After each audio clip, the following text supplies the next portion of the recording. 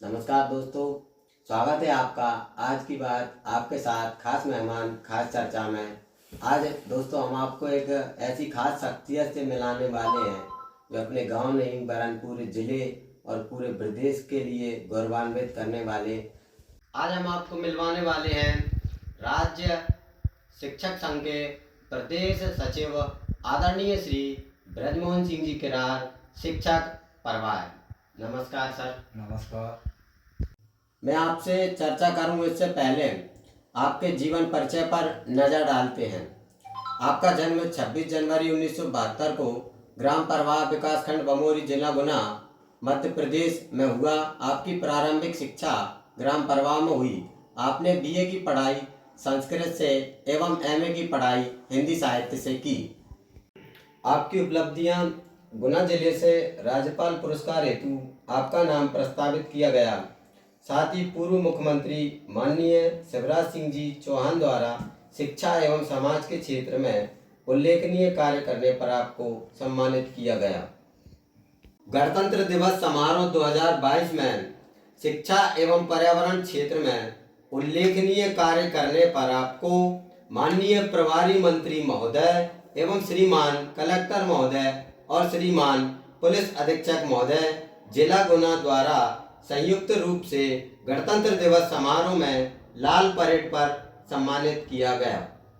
शिक्षक दिवस 2020 पर नवदुनिया समाचार पत्र भोपाल द्वारा शिक्षा के क्षेत्र में अलग जगाने पर आपको सम्मानित किया गया। हमारे आदर्श सम्माननीय सर द्वारा कई उपलब्धियां हासिल की। आपके मार्गदर्शन में अध्ययन करने वाले कई छात्र छात्राएं बड़े बड़े पदों पर सुशोभित हैं। आदरणीय सर, आज आप हमारे शो में आए, इसके लिए आपका बहुत बहुत स्वागत, अभिनंदन। धन्यवाद। आदरणीय सर, मैं आपसे कुछ पूछूं इससे पहले मैं ये जानना चाहता हूँ, और मैंने अपने छात्र जीवन से देखा भी है, सुना भी है लोगों के मुंह से कि शिक्षा के क्षेत्र में जो बच्चे वंचित रह जाते हैं, आप उन्हें विशेष रूप से शिक्षा से जोड़ने का प्रयास करते हो। इस बात के पीछे क्या हेतु है? देखिए सुनील जी, ऐसा है, मनुष्य का धर्म और राष्ट्र की उन्नति के लिए यदि हमें कोई काम करना है तो जिस राष्ट्र के सभी लोग शिक्षित होते हैं तो वही राष्ट्र सबसे श्रेष्ठ होता है। तो हमें अगर पीछे जो लोग रह गए हैं, जो लोग पीछे पंक्ति में खड़े हैं, अगर उन्हें आगे लाना है तो उनके लिए शिक्षा दी जाए। तो मेरा काम यही है कि मैं जहाँ पर पदस्थ रहता हूँ, जिस जगह पर मैं कार्यरत हूँ, उस क्षेत्र में कहीं भी कोई बालक या बालिका शिक्षा से वंचित न रहे। क्योंकि यदि एक बालक भी शिक्षा से वंचित रह गया तो हमारा जो मिशन है वह अधूरा रह जाएगा। हमारा मिशन है हर व्यक्ति को शिक्षा मिले, इसके लिए हम उत्कृष्ट कार्य करते हैं, जितना हो सकता है ज़्यादा से ज़्यादा प्रयास करते हैं। और जैसे मैं पारदी बाहुल क्षेत्र में भी रहा, रत्नागिरी में, अभी भी मुर्रा हनुमान में हूँ, तो वहाँ पर भी मैं उन लोगों के घर जाता हूँ, उनके पालकों से संपर्क करता हूँ और जितना ज़्यादा से ज़्यादा प्रयास हो सके, मतलब मेरा लक्ष्य ये है कि मैं जहाँ पर भी कार्यरत हूँ जी, उस जगह पर कोई भी बालक या बालिका पढ़ाई से वंचित ना रहे, और इसमें मुझे सफलता भी मिल रही है जी, ऐसा कोई भी नहीं है पूरे देश में जो अपने बेटा बेटियों को न पढ़ाना चाहे। जी, जब उनसे जाते हैं, संपर्क करते हैं और शिक्षा का उन्हें महत्व बताते हैं और उन्हें अपन बताते हैं भाई पढ़ाई से ये फायदा है, आप बच्चों को पढ़ाओ। जी, जो समाज से दूर हो गए हैं लोग, जी, तो उन्हें शिक्षा अध्ययन करा के, शिक्षा दे करके नहीं, उन्हें समाज की मुख्य धारा में जोड़ना, ये हमारा लक्ष्य है। जी। अगला प्रश्न सर मैं आपसे परीक्षाओं को लेकर करना चाहता हूँ। जी अभी बोर्ड की परीक्षाएं आने वाली हैं, हाँ, तो किस प्रकार से बच्चे परीक्षाओं की तैयारी उत्कृष्ट अंक लाने के लिए वो करें, इस बात पर जरा हमारे दर्शकों को आप बताना चाहेंगे? बिल्कुल सुनील जी, क्या है, परीक्षा शब्द जो है ना, हमने भयभीत करने वाला शब्द बना दिया है। जी। जैसे ही चाहे बच्चे हों या पालक हों या कोई भी हो, जी। जब परीक्षा शब्द हमारे दिमाग में आता है हाँ। तो हम अपने आप को एक असहज सा महसूस करते हैं। जी। जो लोग परीक्षा को सुनकर असहज महसूस नहीं करते, वो निश्चित रूप से बड़ी बड़ी उपलब्धियां हासिल करते हैं। हाँ। जैसे कि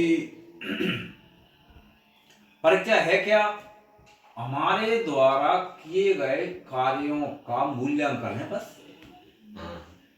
जो हम कार्य करते हैं ना, जी। उनका मूल्यांकन परीक्षा है। हाँ।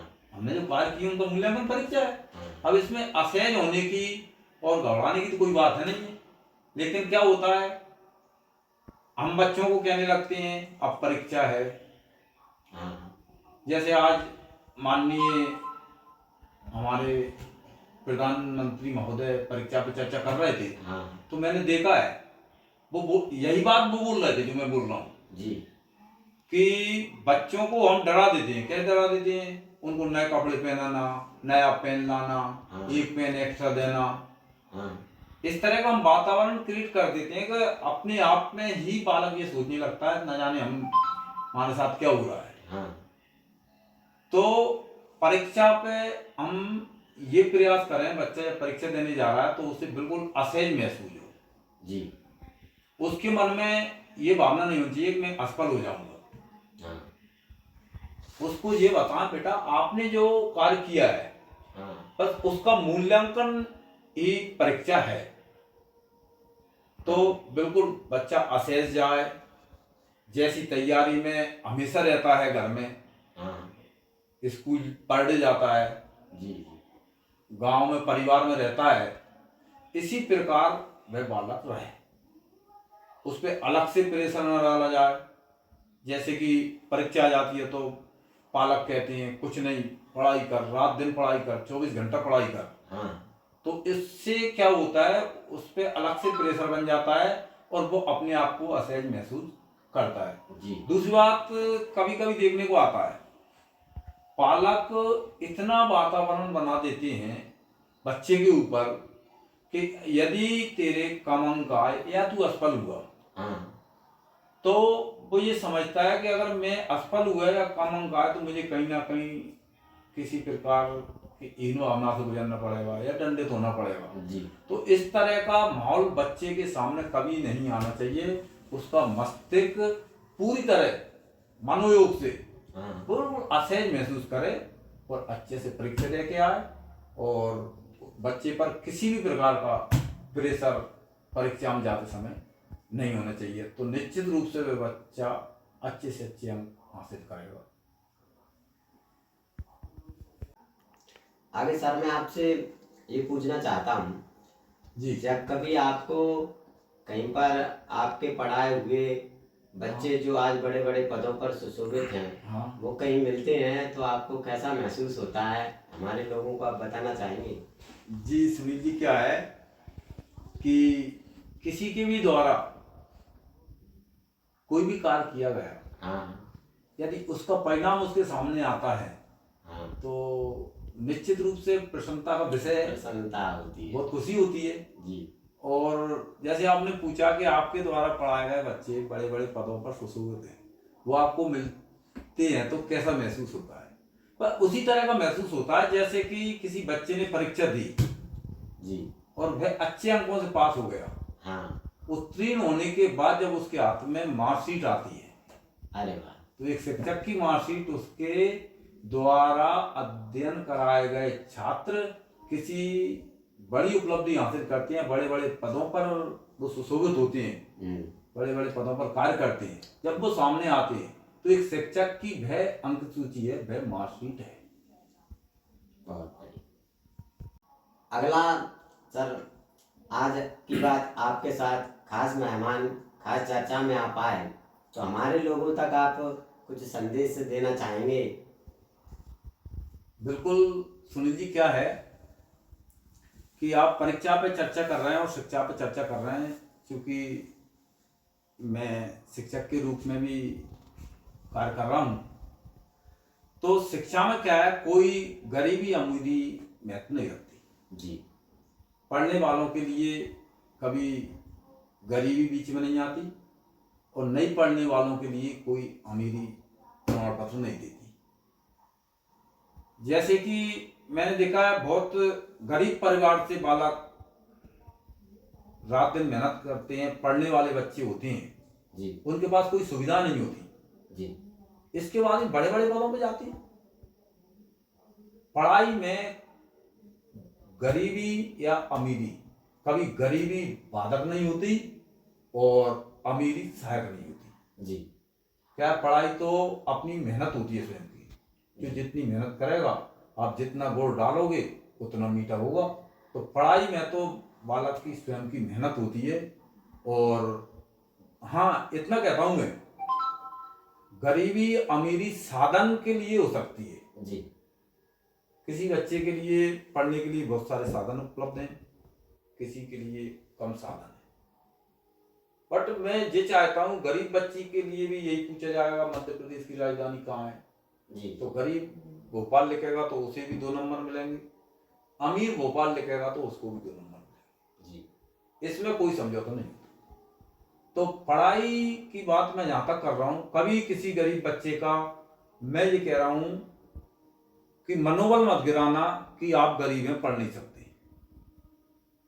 पढ़ाई में गरीबी अमीरी कभी भी बाधक नहीं बनती। आप पढ़ने वाले बच्चों का यदि हो सके आपसे, तो कभी उसका मनोबल मत गिराना, उसका हौसला हमेशा बुलंद करना कि आप बहुत होनहार बच्चे हो, आप कुछ भी कर सकते हो। आप उदाहरण देना, आपके गांव से, आपके क्षेत्र से कई गरीब बच्चे कलेक्टर और बड़ी बड़ी परीक्षा में डॉक्टर पास हुए हैं और वो कर भी रहे हैं आज काम, हमें देखने में आता है।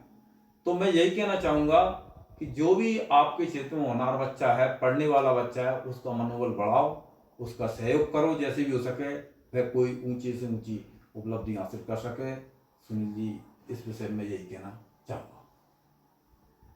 दोस्तों, आज की बात आपके साथ में प्रदेश सचिव राज्य शिक्षक संघ मध्य प्रदेश सम्माननीय श्री ब्रजमोहन सिंह जी किरार शिक्षक प्रवाह आज हमारे बीच में आए, तो आपका बहुत बहुत धन्यवाद। दोस्तों, हमारे चैनल को सब्सक्राइब करें, वीडियो को लाइक करें। जय हिंद, जय भारत।